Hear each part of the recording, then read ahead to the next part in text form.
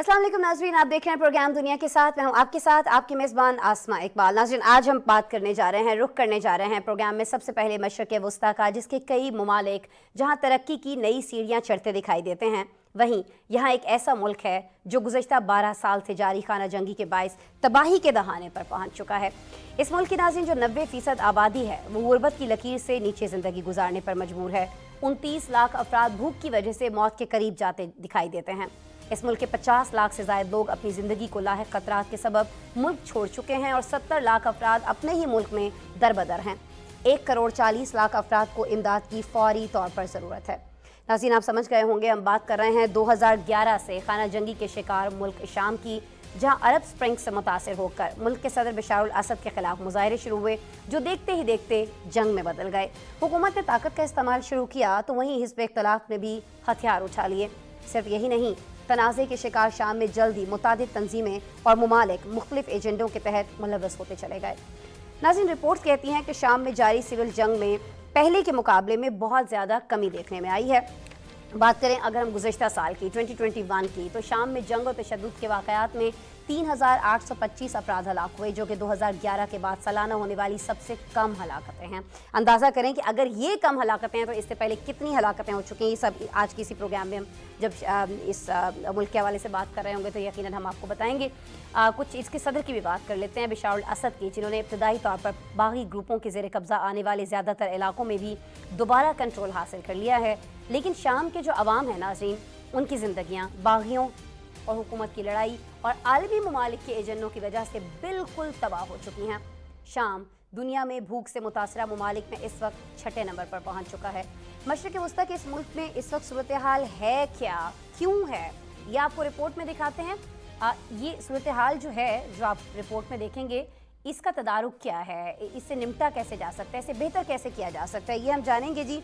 मेरे साथ मौजूद होंगे रशीद साफ़ी साहब, सीनियर तज्ज़ियाकार, उनसे। लेकिन पहले रिपोर्ट देखते हैं।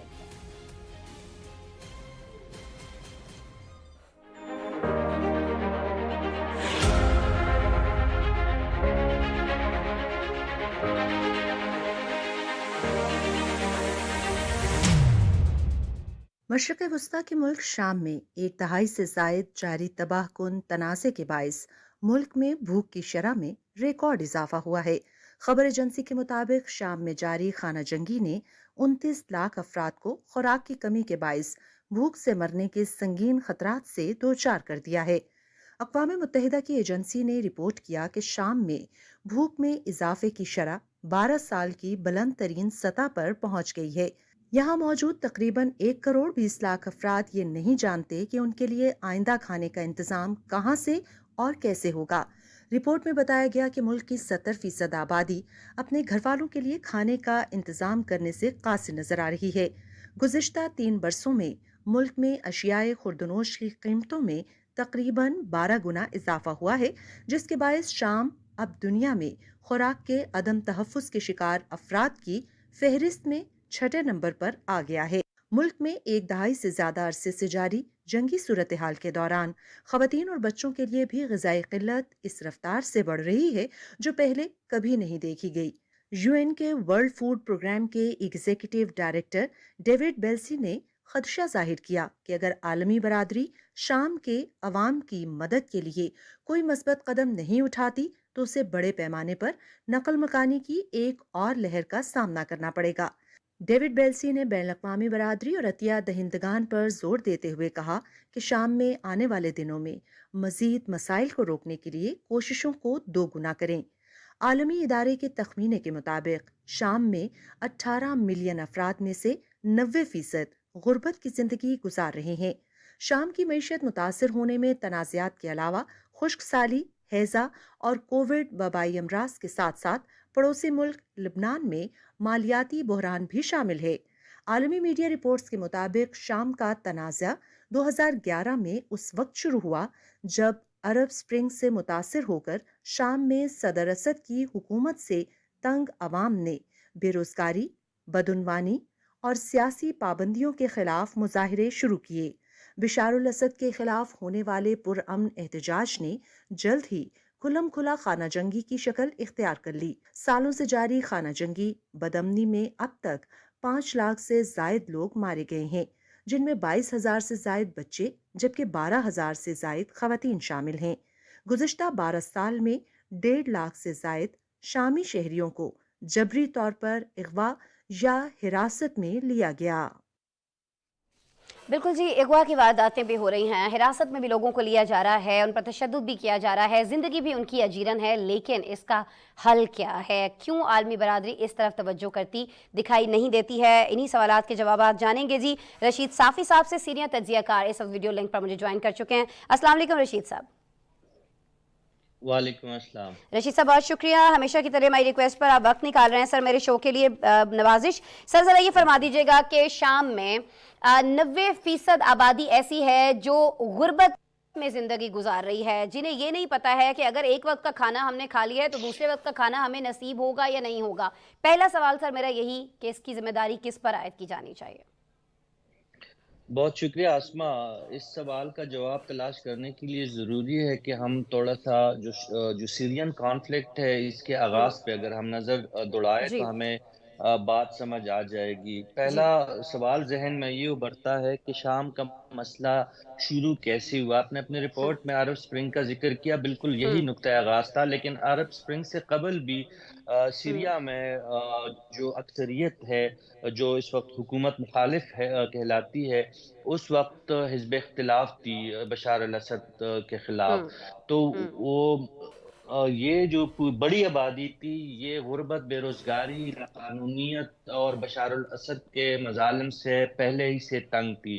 پھر جو پڑوسی ملک مصر میں، ایجپٹ میں جب عرب سپرنگ کا آغاز ہوا تو وہاں سے ہی آپ نے درست نشاندہی کی کہ یہ تحریک جو ہے حکومتوں کے خلاف، بدعنوانیوں کے خلاف جو عرب دنیا میں ایک تحریک چلی تھی، اس کا اثر سیریا کے لوگوں نے بہت جلد قبول کیا۔ سیریا میں جنگ اس لیے شروع ہوئی اور مصر میں کلی خانہ جنگی اس لیے نہیں ہوئی کہ سیرین آرمی کے مقابلے میں ایجپشن آرمی زیادہ طاقتور اور منظم تھی۔ وہاں پہ اتنا ہوا کہ ایک جمہوری حکومت کا خاتمہ ہوا اور ایک ڈکٹیٹر نے اقتدار سنبھالا اور فوج کے طاقت کے ذریعے مصر کو خانہ جنگی سے تاحال بچایا۔ اگرچہ مصر کے اندر بھی حالات کوئی زیادہ سازگار نہیں ہے، لیکن سیریا کی بدقسمتی جو بدقسمت خطہ ہے، ایجپٹ ابھی تک اتنا زیادہ متاثر نہیں ہوا ہے۔ تو یہ ایک آئیڈیل سچویشن تھی ان لوگوں کے لیے جو بشار الاسد کی حکومت سے تنگ تھی، اور انہوں نے بشار الاسد کی حکومت کے خلاف پہلے پرامن احتجاج کیا اور بشار الاسد نے روایتی انداز میں اس کا جواب انتہائی سفاکی سے دیا، لوگوں پہ گولیاں چلوائی، فوج کو استعمال کیا عوام کے خلاف، اور پھر عوام اٹھ کھڑی ہوئی اور مخالف قوتیں جو اکثریت میں تھی، جو آپ جانتی ہیں کہ اس وقت جتنی بھی متحارب گروپ ہے بشار الاسد جن کو دہشت گرد کہتا ہے، وہ اپنے آپ کو حریت پسند کہلاتے ہیں، اور اس میں کئی فیکٹر پر انوالو ہو گئے۔ اس میں کرد فیکٹر ہے، کرد گرچہ سیرین فوج کے خلاف براہ راست حملوں سے گریزاں رہتے ہیں، لیکن وہ ابھی اپنے لیے الگ خطہ چاہتے ہیں۔ اور پھر جو یہ انارکی بڑھتی گئی تو اس میں کئی فیکٹر انوالو ہوئے، القاعدہ، پھر داعش، اور پھر اس کے بعد بین الاقوامی قوتوں نے مصر کو، سیریا کو اپنے پراکسی وار کا اڈا بنایا ایجنڈا، اور وہاں پہ آپ جانتی ہیں کہ روس جو ہے اس وقت ایک متوازی حکومت کے طور پہ موجود ہے، بلکہ کچھ لوگ تو بشار الاسد کو سمجھ رہے ہیں کہ کٹ پتلی کے طور پہ، روس کے نمائندے کے طور پر وہ اس وقت شام میں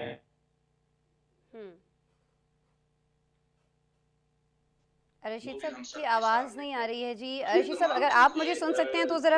اس چیز کا جو پورے کانفلکٹ تھا، ان کی وجوہات یہی تھی۔ آپ مجھے سن رہی ہیں؟ اچھا رشید صاحب، اگلی جو چیز صورتحال کیا ہے، کیوں ہے، یہ تو آپ نے بتا دیا، لیکن اس صورتحال پر توجہ نہیں دی جا رہی ہے۔ یہ بھی آپ نے کہا، ظاہر ہے کہ جو بہت سارے ممالک ہیں وہ اپنے مفادات کے تحت یہاں کچھ نہ کچھ سرگرمیاں جاری رکھے ہوئے ہیں ضرور، جن میں سے بہت ساری بہت منفی ہیں، اور منفی اثرات جو ہیں وہ عوام پر آ رہے ہیں۔ اچھا جی، میں بتایا جا رہا ہے کہ شاید رابطہ ہمارا منقطع ہوا ہے۔ رشید صاحب سے بات ہم کر رہے تھے جی، رشید صاحب سے سیریا کے حوالے سے، شام کے حوالے سے، جہاں آپ جانتے ہیں کہ تقریباً پچھلے 12 سال سے کبھی کوئی اچھی خبر نہیں آئی ہے۔ وہاں پر روزانہ ہلاکتیں ہو رہی ہوتی ہیں، روزانہ तशद्दुद के वाक़यात हो रहे होते हैं, बशार अल-असद कुछ ना कुछ ऐसा कर रहे होते हैं जिसके जवाब में जिन्हें वो दहशतगर्द ग्रुप्स करार देते हैं, वो मुख्तलिफ़ जगहों पर अटैक्स कर रहे होते हैं और इन सारी कार्रवाइयों का जो निशाना बनते हैं, जो खमियाजा भुगतते हैं, वो वहाँ के अवाम हैं।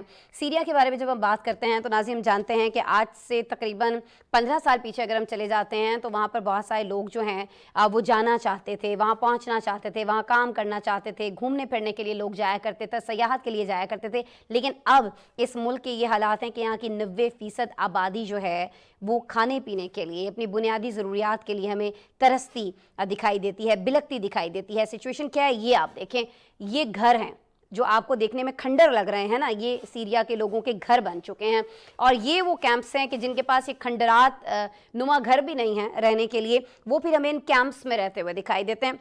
इन कैंप्स के अंदर भी ज़िंदगी जो है वो आसान नहीं है, बहुत मुश्किल है, बहुत अजीरन है।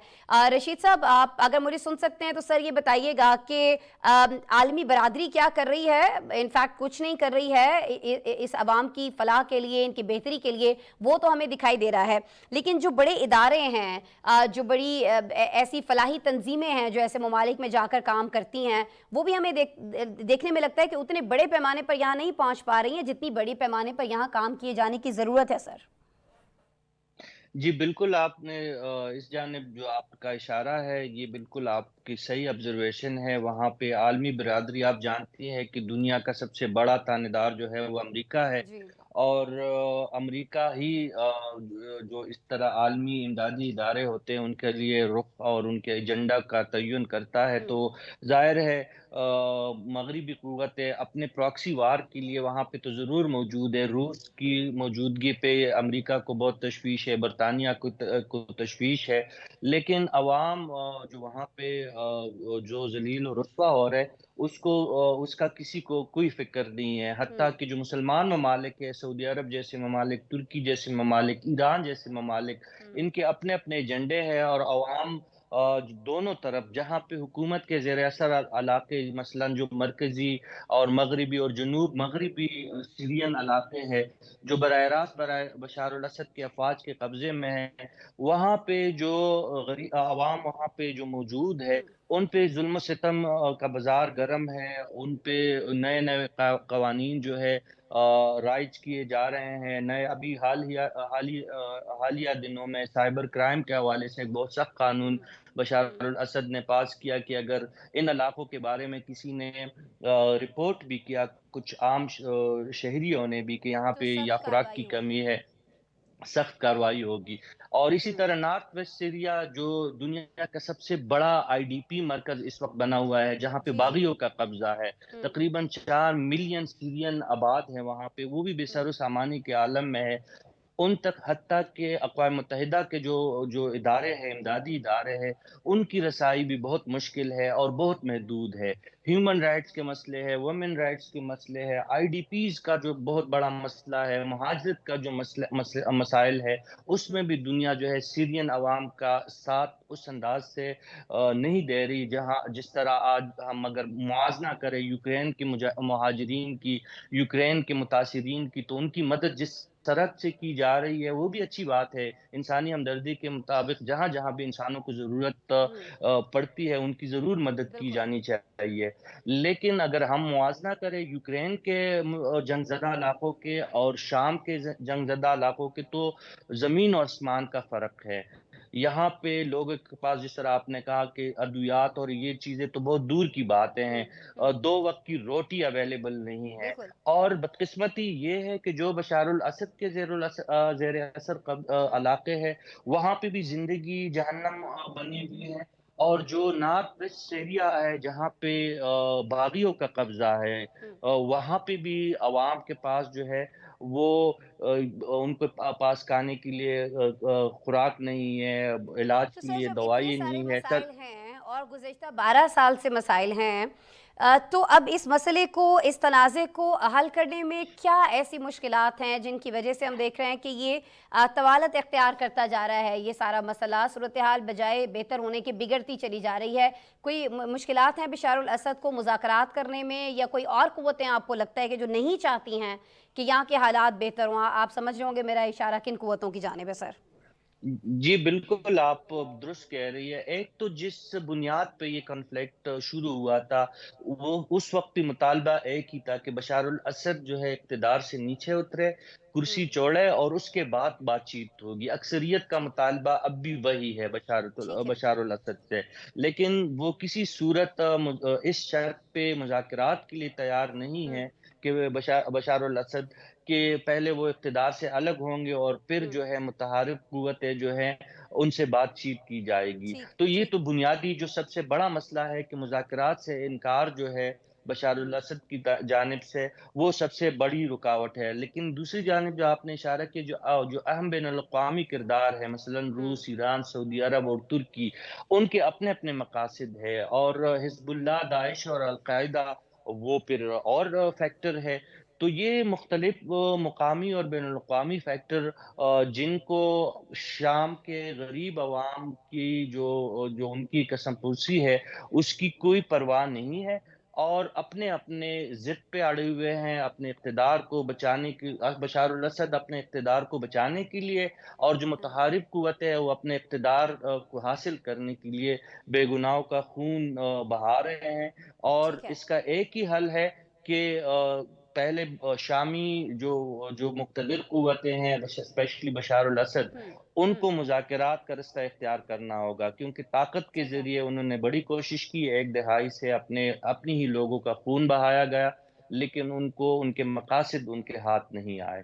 تو میرے خیال میں مقاصد ہاتھ نہیں آئے مذاکرات کے ہیں، اور بغیر اگر یہاں پر امن کا قیام ممکن بنانا ہے، جو کہ ظاہر ہے کہ بہت ناگزیر ہے، تو اس کے لیے حل ایک ہی ہے، اور وہ حل یہ ہے کہ یہاں کے جو بڑے ہیں، یا جن کو کہہ لیا جائے کہ فریقین ہیں، وہ مل کر بیٹھیں اور وہ اس معاملے کو مذاکرات کے ذریعے حل کریں۔ مجھے کہا جا رہا ہے کہ مجھے آپ کو شکریہ بولنا ہے، مختصراً اگر آپ مجھے بتا سکیں رشید صاحب کہ رشیا، ترکیہ اور شام اب جب مل کر بیٹھ رہے ہیں، آپس میں بات کر رہے ہیں، تو آپ کو لگتا ہے کہ جلد ہم اس کا کچھ حل نکلتا ہوا دیکھ رہے ہوں گے؟ ترکی خاص طور پر مدد کر سکتا ہے اس میں؟ جی بالکل، ترکی کا کردار انتہائی اہم ہے، اور ہوں اس پہ آپ کے دیکھنے والوں کے لیے یہ بھی بتانا ضروری ہے کہ پہلی دفعہ ہم دیکھ رہے ہیں کہ جو مضبوط مشرق وسطی کے دیگر ممالک ہیں، جس طرح یو اے جی ای جی اور باقی ممالک ہو گئے، انہوں نے بھی ہوں بشار الاسد کو قائل کرنے کی ہوں کوشش میں مزید اضافہ کیا ہے۔ جی تو یہ اگر مسلمان ممالک پہل کریں گے تو ہوں امید کی جا سکتی ہے، اسپیشلی مشرق وسطی کے جو اہم ممالک یو اے ای، سعودی عرب اور اس کے ساتھ ساتھ ایجپٹ ٹھیک وغیرہ، جو ان کے باقی پڑوسی ممالک ہے، اگر کردار ادا کریں گے تو یقینی طور پر حل نکل سکتا ہے۔ لیکن شرط یہ ہے کہ نیک نیتی سے اگر آگے بڑھنے کی جستجو ہو تو بالکل، یہ مسئلہ حل ہو سکتا ہے۔ یہ سارا اگر کہا جائے کہ ایک مین چیز ہے، مدعا اصل میں یہی ہے کہ جی آپ میں خلوص ہو، خلوص نیت کے ساتھ آگے بڑھا جائے، اور اپنے اپنے مفادات جو دیکھے جا رہے ہیں پراکسی وار کے لیے جو اس کو استعمال کیا جا رہا ہے اس کی سرزمین کو، وہ چیزیں ہٹا کے اور وہاں کے عوام کا سوچا جائے، وہاں بہتری لائی جائے، تو پھر کوئی اس میں وہ نہیں ہے، شک نہیں ہونا چاہیے کہ یہ مسئلہ حل ہو سکتا ہے۔ بہت شکریہ رشید صافی صاحب، آپ ہمارے ساتھ موجود تھے سر، میرے پروگرام کے لیے آپ وقت نکال رہے تھے۔ ناظرین، پروگرام میں بڑھیں گے آگے، اور اب پروگرام میں ہم رخ کرنے جا رہے ہیں برطانیہ کا۔ برطانیہ کا رخ ہم کیوں کر رہے ہیں؟ برطانیہ کا رخ ہم اس لیے کر رہے ہیں کیونکہ یہاں کی جو حکومت ہے برطانیہ کی، وہ مہنگائی کو قابو نہیں کر پا رہی ہے، اور ملازمین کی تنخواہوں میں اضافے کے جو مطالبات ہیں وہ بھی ماننے سے صاف انکار کرتی دکھائی دیتی ہے۔ ناظرین، آپ جانتے ہیں دنیا کا یہ ایک ترقی یافتہ ملک ہے، لیکن یہاں آئے روز ٹیچرز، ریلوے ملازمین، ہیلتھ کیئر سیکٹر سمیت دیگر شعبوں کے ملازمین ہڑتالوں پر جا رہے ہوتے ہیں۔ مظاہرین کا مطالبہ یہاں پر یہ ہے کہ جس حساب سے ملک میں مہنگائی ہو رہی ہے، چیزوں کی قیمتیں بڑھ رہی ہیں، اسی حساب سے ان کی تنخواہوں میں بھی اضافہ کیا جائے۔ لیکن برطانیہ کی حکومت نہ صرف مطالبات ماننے سے انکار کر رہی ہے، بلکہ ایسا قانون لانے کی بھی تیاری کر رہی ہے جس کے ذریعے پولیس کو ان مظاہرین کو روکنے کے لیے مزید اختیارات دیے جا سکتے ہیں۔ برطانیہ کے مناظر بالکل جی ہم آپ کو دکھا رہے ہیں، ایسی خبروں سے پہلے بھی آپ کو آگاہ کرتے رہے ہیں۔ آج ایک بار پھر ہم نے یہاں دیکھا ہے کہ 5 لاکھ کے قریب پبلک سیکٹر ملازمین اپنے مطالبات کی منظوری کے لیے یہاں سڑکوں پر نکلے ہیں۔ 2011 کے بعد یہ ملازمین کی سب سے بڑی ہڑتال قرار دی جا رہی ہے۔ اس ہڑتال میں 3 لاکھ صرف اساتذہ ہیں جو شریک ہیں۔ اس سے پہلے ٹیچرز کی اتنی بڑی تعداد ایک ساتھ کبھی بھی اس طرح کی ہڑتال پر نہیں گئی ہے، لیکن اب جو برطانیہ میں حالات ہیں انہوں نے ٹیچرز کو بھی سڑکوں پر نکلنے پر مجبور کر دیا ہے۔ دوسری جانب برطانوی حکومت جو ہے وہ معاشی معاملات حل کرنے میں بری طرح ناکام دکھائی دیتی ہے۔ नाज़रीन, बरतानिया दुनिया का वाहिद तरक्की याफ्ता मुल्क है जो कि इस साल कसाद बाजारी का शिकार हो सकता है। इस तमाम सूरत हाल से निकलने के लिए बरतानवी हुकूमत क्या कर रही है, इस पर हमारे साथ गेस्ट मौजूद होंगे जी। साकिब अहमद राजा साहब सीनियर सहाफ़ी हैं, लंदन से मुझे ज्वाइन कर रहे होंगे, उनसे बात करेंगे। लेकिन पहले सूरत हाल क्या है रिपोर्ट में देखिए।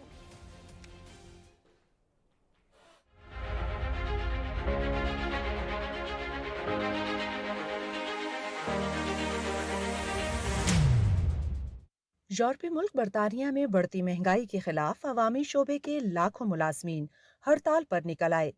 बरतानवी मीडिया के मुताबिक हड़ताल में सिविल मुलाजमीन, रेलगाड़ियों के ड्राइवर और असातिज़ा भी शामिल हैं, जिन्होंने अपनी तनख्वाहों में इजाफे का मुतालबा किया है।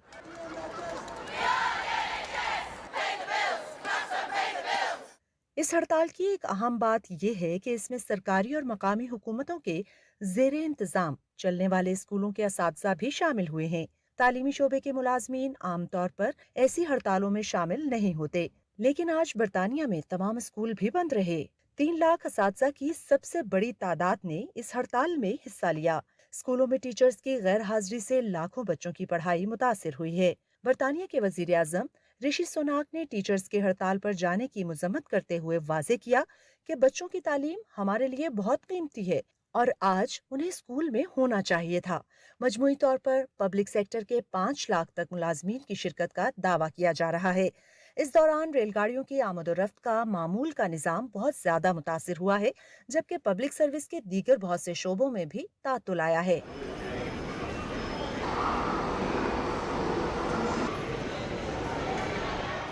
हड़ताल में हिस्सा लेने वाले पब्लिक सेक्टर मुलाजमीन का कहना है कि उनका मौजूदा आमदन में गुजारा करना इंतहाई मुश्किल हो चुका है।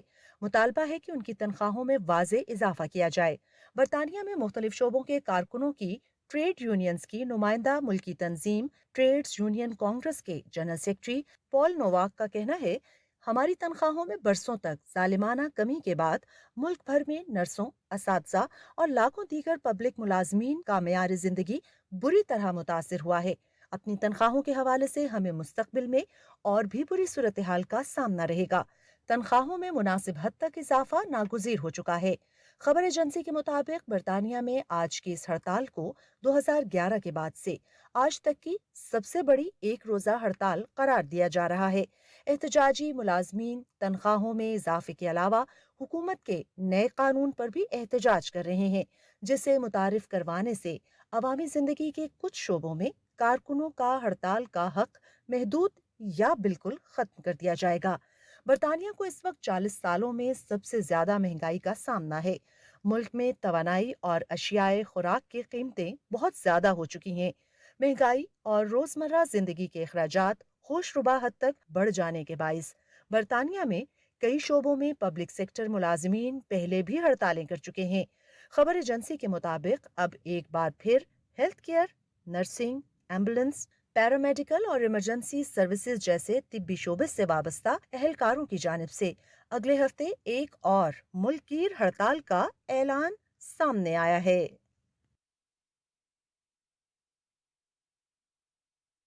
हड़ताल पर हड़ताल हो रही है जी, और ये हो रहा है बरतानिया के अंदर। बरतानिया ही से लंदन से मुझे ज्वाइन कर रहे हैं साकिब अहमद राजा साहब, सीनियर सहाफ़ी हैं, उनसे बात करते हैं। अस्सलाम वालेकुम साकिब। जी वालेकुम सलाम आसमा, कैसी हैं आप? Saqib I am good. पहले तो मुझे ये बताइए, आप तो हड़ताल पे नहीं है ना? नहीं, मैं बिल्कुल नहीं हूँ। क्योंकि हम यहाँ बैठ के ये बता रहे हैं, बहुत सारे दिनों से लोगों को बता रहे हैं, हेल्थ केयर के लोग हैं, यहाँ रेलवे मुलाजमीन हैं, टीचर्स हैं, बहुत सारे शोबों के लोग जो हैं वो हड़ताल पर जा रहे हैं। तो मैंने सोचा कि क्यों ना आपसे भी पूछ लूँ, आप सहाफ़ी हैं, आप भी तंग हैं महंगाई से। सूरत हाल क्या है वैसे महंगाई की, पहले तो ज़रा ये बताइएगा। आप तो खुद भी साफ़ी हैं, आप मुझे बताएं कि साफ़ी कितना खुशहाल होता है जो मेरा ख्याल है कि हम तो मिडिल क्लास में भी नहीं आते, मिडिल से भी लोअर क्लास में चले जाते हैं। True true. तो हम तो इनके साथ ही हैं, हमारी दुआएं इनके साथ हैं, हड़ताल वालों के साथ। और सच्ची बात यह है कि जब ये हड़ताल करते हैं तो हम पीछे खुश हो रहे होते हैं कि चलो कुछ तो प्रेशर आया गवर्नमेंट के ऊपर, कोई तो आवाज़ उठा रहा है, तो आवाज उठा रहा है। एटलीस्ट हम नहीं उठा सकते, हम उनकी आवाज को जाहिर है उछाल सकते हैं, ऊपर लेके जा सकते हैं, लेकिन कर नहीं सकते। हमारा सबसे बड़ा अलमिया ये होता है। ہاں ٹھیک ہے، لیکن آواز کو اوپر لے جانے کے لیے ہمیں آواز تو چاہیے ہوتی ہے اور یہ آواز اٹھائی جا رہی ہے، تو آپ کو لگ رہا ہے کہ برطانیہ میں یہ آواز سنی بھی جائے گی؟ کیونکہ کہا جا رہا ہے کہ یہ بہت سالوں کے بعد برطانیہ کی ایک بہت بڑی ہڑتال ہے، 2011 کے بعد انفیکٹ یہ ایک بڑی ہڑتال ہے برطانیہ کے اندر۔ دیکھیں یہ بیسیکلی تو 2011 سے بھی بڑی ہڑتال ہے، چونکہ اس اسٹرانگلی اس اسٹرانگ میسج کے ساتھ اس سے پہلے میں نے تو نہیں کبھی دیکھا کہ یہاں پر اتنی اسٹرانگ جو ہے یونینز اتنے کھل کے سامنے آئی ہوں، اور ایسی تنظیمیں دیکھیں، اساتذہ جو ہیں وہ اساتذہ ہوں یا یہ ہیلتھ کا جو میڈیکل کا جو عملہ ہوتا ہے یہ بہت ہی کم، بسوں کی ہوتی رہتی ہیں، دوسرے ادارے جو ان کی بھی ہوتی رہتی ہیں، لیکن جب ٹیچرز اور ہیلتھ کا جو کارکن ہے یا ورکر ہے جب وہ ہڑتال، اور پھر اسٹرانگلی یعنی کہ ہڑتال ایک دن کی ہو تب بھی ہے، لیکن یہ کوئی ایک دن کی ہڑتال نہیں ہے، یہ باقاعدہ انہوں نے ایک میسج دیا ہے کہ اگر ہمارے مطالبات جو ہم کافی عرصے سے مانگ رہے ہیں، جو ہماری ڈیمانڈز ہیں، اگر وہ پوری نہیں ہوئی تو پھر یہ ہڑتال جو ہے پرولونگ کرے گی، اور کافی خدشات ہیں۔ کل میں ایک جگہ پر بیٹھا ہوا تھا، وہاں پر کچھ اسکول کے جو بچے جن کے پڑھتے ہوں گے ظاہر ہے آپس میں بات کر رہے تھے کہ یہ ہوگا کیا آگے اگر گورنمنٹ جو ہے وہ تو مطالبات ماننے کی پوزیشن میں ہی نہیں، یعنی یہ نہیں کہا جا رہا کہ وہ ماننا نہیں چاہتی ہے، یہ کہا جا رہا ہے کہ ماننے کی پوزیشن میں نہیں، یعنی ہماری اس وقت اکانومی کی یو کے کی وہ پوزیشن ہی نہیں ہے کہ ان کے مطالبات مانے جائیں، اور ان کے مطالبات کی کوئی اتنے غیر ضروری یا کہتے ہیں نا کہ وہ فضول کوئی مطالبات نہیں ہیں۔ مطالبہ کیا ہے کہ جو اس وقت کاسٹ آف لیونگ بڑھ گئی ہے، 2 گنا ہو چکی ہے، اس کے مقابلے میں تنخواہ میں 1% بھی اضافہ نہیں ہوا، سو بھی بڑی تو جینوئن آپ سی صحیح ہیں۔ فرما رہے ہیں ثاقب کہ کسی حد تک ایک جائز مطالبہ ہے، اگر 1% بھی اضافہ نہیں ہوا ہے تو مہنگائی تو بہت زیادہ بڑھ گئی ہے، لیکن ثاقب ہم پاکستانی جو یہاں بیٹھتے ہیں، لندن کی بات کرتے ہیں، برطانیہ کی بات کرتے ہیں، بہت سو کے ریلیٹیوز بھی ہوتے ہیں، وہ وہاں سے آ کر یہ بتاتے ہیں کہ جی وہاں اسکول کے اندر تعلیم فری ہے، اگر کوئی بے روزگار ہے تو اس کو بے روزگاری الاؤنس دیا جاتا ہے، بہت ساری سہولیات جو ہیں وہ برطانیہ کے اندر حاصل ہوتی ہیں۔ کیا واقعتاً ایسا ہے؟ کیونکہ ابھی بھی بہت سارے لوگ اس پروگرام کے توسط سے آپ کو سن رہے ہیں، عام آدمی کے لیے، عوام کے لیے، خاص طور پر جو پاکستانی یہاں سے وہاں پر گئے ہیں، ان کے لیے اس وقت برطانیہ میں کتنے مشکل حالات ہیں؟ کیا دیکھتے ہیں آپ؟ اسما اس میں کوئی شک نہیں ہے، اگر اس کی مثال دنیا میں دی جائے تو میرا نہیں خیال کہ ہمیں کوئی تھوڑی سی بھی اس میں جو ہے وہ جھوٹ بولنا چاہیے یا چھپانی چاہیے کوئی بات، لیکن آسما اس میں سمجھنے کی باتیں ہیں۔ دیکھیں اگر آپ بینیفٹ پہ ہیں، یعنی ٹوٹلی آپ کہتے ہیں کہ میں بے روزگار ہوں اور بس کوئی کام نہیں ہے، مجھے نوکری مل نہیں ہے، تو گورنمنٹ آپ کو گھر بھی دیتی ہے، گھر کا رینٹ بھی دیتی ہے، ظاہر تعلیم ہے ہی فری ہے، یعنی جس کو ہم میٹرک کہتے ہیں پاکستان میں، وہاں تک یعنی سکولنگ ہے، سکولنگ تک تو ویسے تعلیم فری ہے، پرائیویٹ سکول بھی ہے، لیکن جو بچے پرائیویٹ سکولوں میں پڑھانا چاہتے ہیں، جو خوشحال لوگ ہیں وہ پڑھاتے ہیں، لیکن جو گورنمنٹ کے سکول ہے وہاں پر تو آپ کی تعلیم جو سکولنگ ہے، سکول کی جتنی بھی تعلیم ہے وہ فری ہے۔ اب آ جائیں بینیفٹ کی بات کہ آپ کو خرچہ بھی مہینے کا ملتا ہے، آپ کو گھر کا رینٹ بھی ملتا ہے، آپ کے بچوں کی تعلیم بھی فری ہے، لیکن اب حالات یہ ہیں کہ جو لوگ بینیفٹ پہ ہیں نا وہ بھی شدید دباؤ کا شکار ہے، چونکہ بینیفٹ کا جو رقم طے کی گئی تھی وہ وہی ہے جو آج سے سال پہلے کی تھی۔ اب کاسٹ آف لیونگ جو ہے وہ ڈبل ہو چکی ہے، یعنی گیس کا بل جو ہے وہ ڈبل ہو چکے ہیں، وہ گیس بجلی پانی کا بل نہیں دیتی ہے گورنمنٹ، وہ آپ کو اسی بینیفٹ جو وہ دے رہے ہیں وہ ایک کیلکولیشن ہے، جیسے پر پرسن جو ہے وہ کہتے ہیں کہ اگر یہ 70 پاؤنڈ اس کو ویک کے چاہیے، وہ اس حساب سے مہینے کا 70 پاؤنڈ کے حساب سے دے دیتے ہیں۔ اب کاسٹ آف لیونگ جو ہے جا چکی ہے 150 پاؤنڈ پہ، آپ کو مل رہا ہے وہی پرانا۔ اچھا اس میں پس کون رہا ہے؟ یہ جو میں کہہ رہا تھا کہ سمجھ بات ہے، پسنے کی بات یہ ہے کہ عوام نہیں، وہ مڈل کلاس ہے جو کام کرتی اس ملک میں، جو بدحالی کا شکار ہے وہ ہے جو کام کرتا ہے، چونکہ اس نے جو کمانا ہے، ایک تو اس نے ٹیکس دینا ہے، اوپر سے 3 قسم کے مختلف ٹیکس ہیں، پھر اس نے گاڑی کی انشورنس بھی دینی ہوگی، گاڑی کو مینٹین بھی کرنا ہوگا آفس جانے آنے کے لیے، اس کے بعد جو اس کو سیلری آخر میں ملتی ہے، اس کو بینیفٹ نہیں ملتے ہیں، اس کو یہ کہا جاتا ہے کہ آپ تو کما رہے ہیں۔ اب وہ کما کیا वो जो कमा रहा है वो उठा के आपको गवर्नमेंट को वापस टैक्सों की सूरत में दे रहा है। अच्छा साकिब बाबा, आप ना इस मेरे सवाल पे इतना ज्यादा बोले हैं, बहुत जबरदस्त बोलते हैं आप, इसमें तो कोई शक नहीं है, यही वजह है कि हम बार बार आपसे राब्ता भी कर रहे होते हैं। लेकिन आप जिस तरह से बोल रहे हैं ना, मुझे लग रहा है कि आप अपने दिल का हाल सुना रहे हैं। लेकिन देखें, आप भी तैयार रहें और ये हड़ताल करने वाले भी तैयार रहें, क्योंकि हमारे पास ये भी खबरें आ रही हैं कि अब बरतानवी हुकूमत ने पुलिस को ज्यादा इख्तियारात देने की कोई प्लानिंग कर ली है ताकि इन हड़ताल करने वालों से निपटा जा सके, एहतजाज करने वालों से निपटा जा सके। पहले क्या इख्तियारात हैं बरतानिया में पुलिस के पास, क्या वो कर सकती है अगर इस तरह की हड़ताल हो रही होती है? क्या वहां पर लोगों को उठाया जा सकता है, लॉकअप में डाला जा सकता है? और अभी क्या इख्तियारात हैं जो देने की बात हो रही है साकिब? देखें आसमा, ये तो आप लिख लें अपने पास आज से, आज में तो आपकी बात हो रही है कि ये इख्तियारात जो हैं वो इससे ज्यादा जो इस वक्त हैं, क्या आप किसी को फोर्सली रोक नहीं सकेंगे हड़ताल करने से। अच्छा। या अगर कोई बंदा प्रोटेस्ट कर रहा है तो आप उस जो है वाटर कैनन चला देंगे या आप उनको लाठी, ये तो सवाल ही पैदा नहीं। ये मास ठीक। हुआ है कश्मीर और हमारे जैसे मुल्कों के जहां पे लाठियां मारी जाती हैं, इसके अलावा तो दुनिया में, यही यूके में तो तसव्वुर भी नहीं है कि आप किसी प्रोटेस्ट करने वाले को पकड़ लें या गिरफ्त, सिर्फ इसलिए पकड़ लें ओके, कि ठीक। आपने प्रोटेस्ट क्यों किया। अगर कोई तोड़ फोड़ नहीं की है, कोई लॉ अपने अमलाक को हाथ में नुकसान नहीं, नहीं पहुंचाया। इसके अलावा कोई ये यहाँ की यूनियंस जो हैं वो बहुत स्ट्रांग यूनियंस हैं। यानी वो आम यहाँ पे यूनियन अव्वल तो रजिस्टर्ड नहीं होती हैं, और अगर यूनियन रजिस्टर्ड हो गई है तो उसके बाद उनके पास जो इख्तियारात, पुलिस के पास इख्तियारात उनको दे दें, लेकिन जो यहाँ की यूनियंस के इख्तियारात हैं। और दूसरी बात ये है कि अगर यूनियंस बिल्कुल काम छोड़ देगी तो जो इस वक्त इकोनॉमी का हाल है, गवर्नमेंट जो है वो ये बर्दाश्त नहीं कर पाएगी। इस वक्त गवर्नमेंट अंडर प्रेशर क्यों है इन हड़तालों की तो वजह फिर से, क्योंकि होगा उनको क्या साकिब, ये तो बताइए ना, होने क्या जा रहा है फिर बरतानिया में?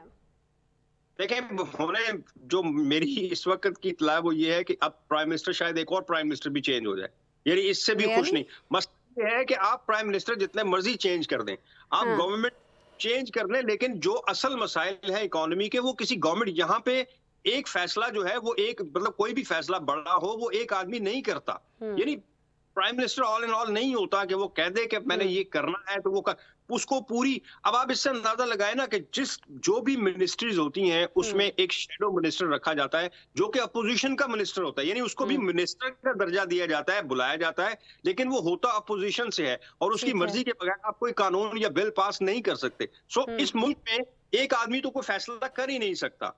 अब होने क्या जा रहा है, जो आपका सवाल था कि अगर ये हड़तालें और ये इनको कंट्रोल करना होगा तो सबसे पहले तो कॉस्ट ऑफ लिविंग जो है, लोगों की तनख्वाहें और इवन के बेनिफिट, यानी कि सिर्फ काम करने वाले, बेनिफिट वाले जो हैं वो भी, लेकिन चूंकि वो ज़ाहिर है काम नहीं करते, किसी यूनियन का हिस्सा नहीं है, वो भी किसी दिन सड़क पर खड़ा हो जाएंगे।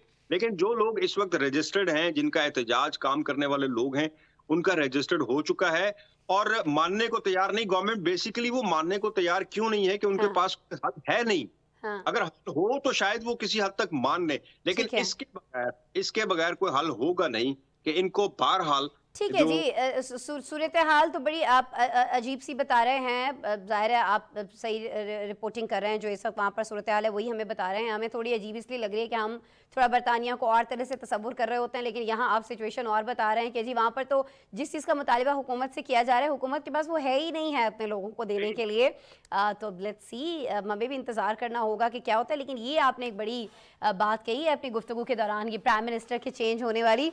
बहरहाल बहुत शुक्रिया साकिब अहमद राजा, आप मौजूद थे हमेशा की तरह। बहुत अच्छा भी लगता है आपसे बात करना और ऐसा लगता है कि जी हम आपसे गुफ्तगू करते करते लंदन पहुंच गए। आप इतने बेहतरीन तरीके से हमें बरतानिया की सूरत हाल बता रहे होते हैं। बहुत शुक्रिया साकिब अहमद राजा हमारे साथ मौजूद रहने के लिए। जी बरतानिया में होते हैं, सीनियर सहाफ़ी हमें ज्वाइन कर रहे थे बरतानिया की सिचुएशन बताने के लिए। अब मैं आपसे डिस्कस करने जा रही हूँ अमेरिका की कुछ बातें, और अमेरिका में बात आज हमें करनी है वहाँ आने वाले मुहाजिरीन की, जिनकी यहाँ पहुँचने के बाद उनका यहाँ रहना जो है वो बहुत ज़्यादा मुश्किल होता जा रहा है।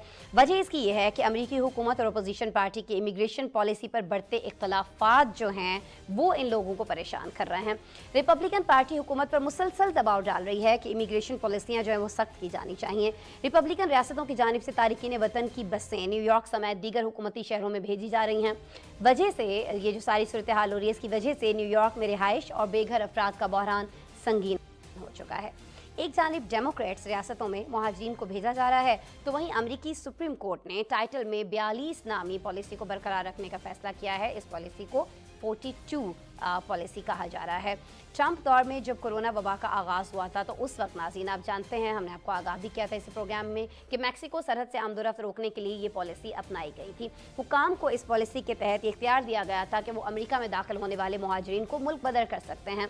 21 दिसंबर को इस पॉलिसी का खात्मा होना था, लेकिन अदालती फैसले के बाद हज़ारों मुहाजिरीन बॉर्डर पर महदूद होकर रह गए हैं। अमेरिकी सदर जो बाइडेन इस पॉलिसी को ख़त्म करना चाहते थे। सदारती इलेक्शन से पहले इमिग्रेशन पॉलिसियों में नरमी उनके एजेंडे में शामिल भी थी, लेकिन हुकूमत में आने के बाद दीगर मामलात की तरह इमिग्रेशन पॉलिसियों में भी इस्लाहात लाने में बाइडेन इंतज़ामिया नाकाम रही। अमेरिका में मुहाजिरीन को किन मसाइल का सामना है और ये जो सारा कानून जिसको ख़त्म करने की बात हो रही थी, क्यों ख़त्म नहीं किया है या बाइडेन इंतज़ामिया ने, ये सारी चीज़ें आपको दिखाएंगे एक रिपोर्ट के अंदर।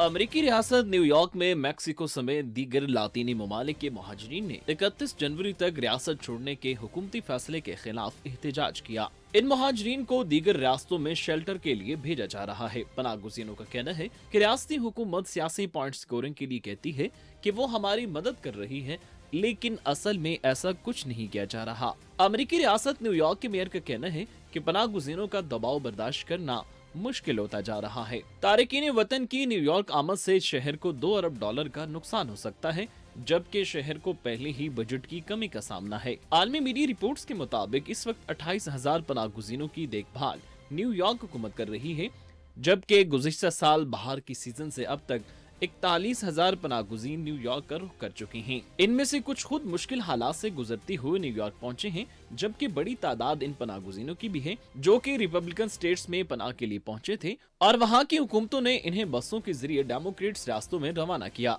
रिपब्लिकन पार्टी मुहाजिरीन के खिलाफ सख्त पॉलिसी अपनाने का मुतालबा करती आई है और यही वजह है कि अपनी रियासतों से इन्हें न्यूयॉर्क समेत दीगर डेमोक्रेट्स रियासतों में भेजा जा रहा है, ताकि जो बाइडेन और उनकी पार्टी पर सख्त इमिग्रेशन पॉलिसी अपनाने के लिए दबाव डाला जा सके। अमेरिका में पनाहगुज़ीनों के लिए मुश्किलात में इजाफा एक ऐसे वक्त में हो रहा है जब कोरोना वबा के दौरान अपनाई गई टाइटल 42 पॉलिसी की मियाद खत्म होने के बावजूद अमेरिकी सुप्रीम कोर्ट ने उसे बरकरार रखने का फैसला किया है। ट्रंप दौर में जब कोरोना वबा का आगाज हुआ था, उस वक्त मैक्सिको अमेरिका सरहद से आमदोरफ्त रोकने के लिए उसे लागू किया गया था। ये पॉलिसी हुकूमत को ये इख्तियार देती है कि वो दाखिले के खां गैर दस्तावेजी तारिकीन वतन को मुल्क बदर कर दे। इस पॉलिसी से हजारों लोग सरहद उबूर करने से महरूम हो गए थे। ये पॉलिसी 21 दिसंबर को खत्म होनी थी, लेकिन सुप्रीम कोर्ट के फैसलों के बाद हजारों पनाहगुज़ीन सर्दी में सरहदों तक महदूद कर दिए गए हैं। आलमी मीडिया रिपोर्ट्स के मुताबिक हर साल लाखों मुहाजिरीन मैक्सिको और वस्ती लातीनी ममालिक से अमेरिका का रुख करते हैं। बड़ी तादाद में मुहाजिरीन के खानदान अमेरिका में आबाद हैं, लेकिन गुज़िश्ता 3 सालों में कोरोना पॉलिसी की वजह से मुहाजिरीन अपनी फैमिली से नहीं मिल पाए। अमेरिकी सदर जो बाइडेन टाइटल 42 के खात्मे के हामी थे।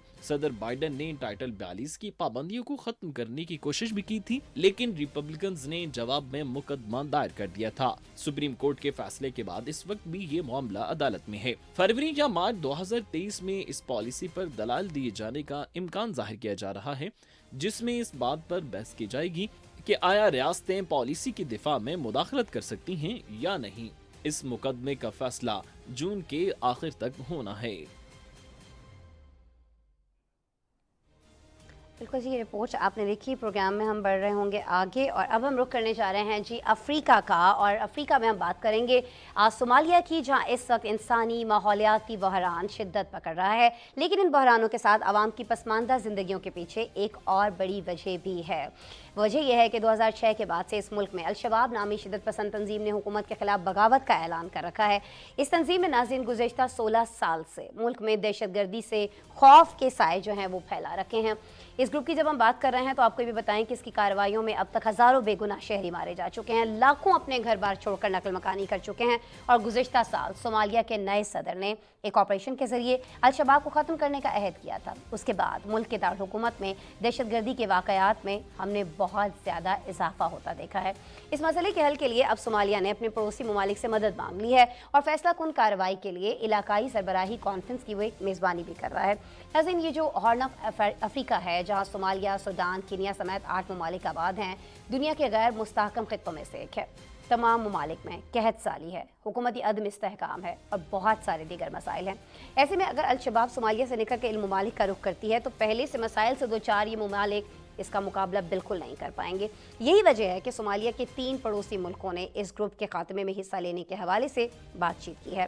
ये कौन से ममालिक हैं, अल-शबाब से इन ममालिक को क्या तहफ़्फ़ुज़ात हैं, और अब ये जो कॉन्फ्रेंस होने जा रही है जिसको चेयर किया जा रहा है सोमालिया की जानिब से, इसमें क्या होने जा रहा है, ये सारी चीज़ें रिपोर्ट में दिखाएंगे आपको।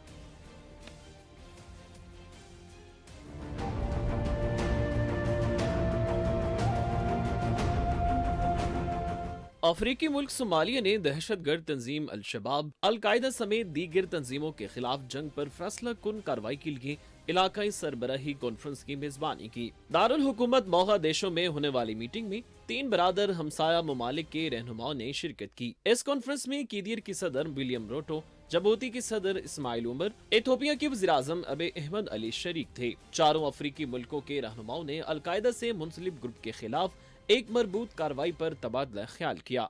खबर एजेंसी के मुताबिक हॉर्न ऑफ अफ्रीका के मुल्क में 15 साल से जायद अरसे से लड़ाई जारी रखी हुई है। इलाकाई सरबराही कॉन्फ्रेंस के मौके पर सोमालिया में तिजारती परवाजें भी मुअत्तल कर रखी हैं। कौमी सलामती के इदारे की रुकन अब्दुल हई हसन ने खबरसां इदारे AFP को बताया कि तीनों मुल्कों के रहनुमाओं की आमद के बायस शहर की अहम सड़कें बंद हैं। हॉर्न ऑफ अफ्रीका बराज़म अफ्रीका के जनूबी हिस्से में वाक़ है और दुनिया के गैर मुस्तहकम खित्तों में से एक है। ये 8 मुख्तलिफ ममालिक पर मुश्तमिल है जिनकी सरहदें आपस में मिलती हैं। दहशत गर्दी के चैलेंज से निपटने के लिए इन मुल्कों ने सोमालिया के साथ सरहद पर नकलो हरकत पर पाबंदियों और फौजी गश्त के साथ शहर में सिक्योरिटी को बढ़ा दिया था। सोमालिया को तवील अरसे से दहशत गर्दी के चैलेंज का सामना है। गुज़िश्ता माह मोगादिशु में अल-शबाब के दहशत गर्दों ने फौजी कैंप पर हमला किया था, जिसमें सीनियर कमांडर समेत 11 सोमाली फौजी हलाक हुए थे। सोमाली फोर्सेस ने जवाबी कार्रवाई में अल-शबाब के दर्जनों दहशत गर्दों को हलाक करने का दावा किया था।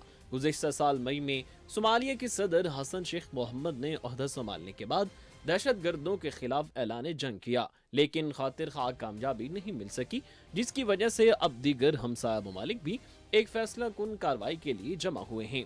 ये ग्रुप सोमालिया के साथ मशरकी कीनिया में भी सरहद पार से भी सरगर्म है। इस माह के शुरू में अल-शबाब के 10 जंगजुओं को हलाक किया, जबकि 2013 में अल-शबाब के कीनिया के दारुल हुकूमत नैरोबी में किए गए हमले में 68 अफराद हलाक, जबकि सैकड़ों अफराद जख्मी हुए थे। रिपोर्ट्स के मुताबिक अल-शबाब का पेशरो 1990 में तश्कील दिया गया था, लेकिन सोमालिया में अल-शबाब की कार्रवाइयां 2006 के बाद बड़े पैमाने पर शुरू की गईं, जब इस ग्रुप ने हुकूमत को गैर शरीक करार देकर हुकूमत के खिलाफ बगावत का ऐलान किया। 2006 से 2008 के दरमियान अल-शबाब ने सोमालिया की अबूरी वफाकी हुकूमत को गैर मुस्तहकम करने के लिए हजारों जंगजुओं को भर्ती किया और दारुल हुकूमत पर कब्जा किया। गुज़िश्ता 16 सालों से इस ग्रुप की हुकूमत के साथ लड़ाई जारी है। दहशत गर्द कार्रवाइयों में हजारों अवाम मारे जा चुके हैं। अल-शबाब की दहशत की वजह से लाखों अफराद नकल मकानी कर चुके हैं। दहशत गर्दी के अलावा सोमालिया में गुज़िश्ता 40 साल की शदीद तरीन खुशहाली की वजह से मुल्क में भूख का बहरान बढ़ता चला जा रहा है। 1 करोड़ 70 लाख के करीब आबादी वाले इस मुल्क के 80 लाख अफराद खुशहाली से शदीद मुतासिर हैं। अफ्रीका से खबर आपने देखी। इसके साथ ही आज प्रोग्राम में इतना ही। कल हमारी आपसे दोबारा मुलाकात हो रही होगी। अपना बहुत सारा ख्याल रखिएगा और जाते जाते हमारा स्पेशल सेगमेंट चलते चलते ज़रूर देखिएगा। अल्लाह ने के बाद। ऑस्ट्रेलिया की हाईवे पर गुम होने वाला इंतहाई खतरनाक रेडियो एक्टिव कैप्सूल ढूंढ लिया गया। जनवरी की वुस में इस कैप्सूल को मगरबी ऑस्ट्रेलिया से ले जाया जा रहा था, जब ये लापता हो गया। ऑस्ट्रेलियाई हुकाम के मुताबिक ये कैप्सूल में ऐसा मवाद शामिल था कि उसे छूने से इंसान को कैंसर हो सकता है। इसलिए इंतजामिया ने आवाम को खबरदार किया था कि कहीं भी अगर इन्हें इस कैप्सूल जैसी कोई चीज नजर आए तो उसके करीब न जाएं। ऑस्ट्रेलियाई हुकाम का कहना है कि कई दिनों की कोशिशों के बाद खतरनाक कैप्सूल ढूंढकर तहवील में ले लिया गया है। चीन का मुकाबला करने के लिए इंडिया और अमेरिका ने मसनूई ज़हानत के इस्तेमाल का फैसला कर लिया। अमेरिका इंडिया के साथ पार्टनरशिप का आगाज कर रहा है, जिससे दोनों ममालिक को फौजी साजो सामान, सेमीकंडक्टर्स और मसनूई ज़हानत के मैदान में चीन के खिलाफ मुकाबला करने में मदद मिलेगी। खबरसां एजेंसी के मुताबिक वाशिंगटन चीन की टेक्नोलॉजी कंपनी हवावे का मुकाबला करने के लिए बरसगीर में मजीद मगरबी मोबाइल फोन नेटवर्क कायम करना चाहता है। कुछ दिनों में दुनिया में एक ऐसा सितारा आने जा रहा है जो कि 50,000 साल में नहीं देखा गया। डर्टी स्नोबॉल्स नामी ये सितारा कई महीनों से जमीन की तरफ बढ़ रहा है और रवां हफ्ते ये सितारा जमीन के सबसे ज्यादा करीब होकर गुजरेगा। डर्टी स्नोबॉल्स का ताल्लुक हमारे सोलर सिस्टम के निजाम से बाहर है। बर्फ, धूल, चट्टानों पर मुश्तमिल ये गोले दूरबीन के इस्तेमाल से देखे जा सकेंगे। मसनूई ज़हानत का इस्तेमाल करने वाले मारूफ सॉफ्टवेयर चैट जीटीपी के लॉन्च होते ही तलबा में ये खास तौर पर मकबूल हो रहा है और दुनिया भर में इसे मज़ामीन लिखने के लिए इस्तेमाल किए जाने पर तालीमी इदारों की जानिब से तशवीश बढ़ती जा रही है। इस मसले के हल के लिए चैट जीपीटी के मालिक कंपनी ने एक नया सॉफ्टवेयर मुतारिफ करवा दिया है। कंपनी का नया टूल AI क्लासीफायर एक ही मौजू पर इंसानों और मसनूई ज़हानत के इस्तेमाल से लिखी गई मज़ामीन में फर्क करने में माहिर है। ये टूल तालीमी मैदान में बेईमानी जैसे मसाइल को हल करने के लिए मददगार साबित होगा। शादी के मौके पर दुल्हन के बालों में फूलों के गजरे तो लगाए जाते हैं, लेकिन भारत की एक दुल्हन ने अपनी शादी पर फूलों की जगह चॉकलेट से बाल सजाए हैं। भारत की इस दुल्हन का दिलचस्प अंदाज पूरी दुनिया में मशहूर हो रहा है। दुल्हन के बालों में टॉफियां और चॉकलेट को बहुत महारत से लगाया गया है, जबकि खातून ने झूमर, झुमके और गले में हार भी चॉकलेट और टॉफियों से बना हुआ पहना है। दुल्हन की तस्वीर और वीडियो सोशल मीडिया पर वायरल हो गई हैं। सिर्फ इंस्टाग्राम पर 60 लाख अफराद ये वीडियो देख चुके हैं। सोशल मीडिया पर लोगों के दिलचस्प तबसरे भी जारी हैं। सऊदी टूर 2023 की चौथे एडिशन में साइकिल रेस के 2 मराहिल मुकम्मल हो गए। रेस में दुनिया के 16 ममालिक की 112 साइकिल शरीक हैं।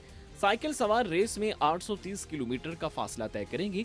60 किलोमीटर रेस का पहला मरहला नीदरलैंड्स के साइकिलिस्ट ने अपने नाम किया, जबकि दूसरा मरहला इतालवी साइकिल सवार जोनाथन मिलान ने अपने नाम किया। 5 रोजा रेस 3 फरवरी तक जारी रहेगी।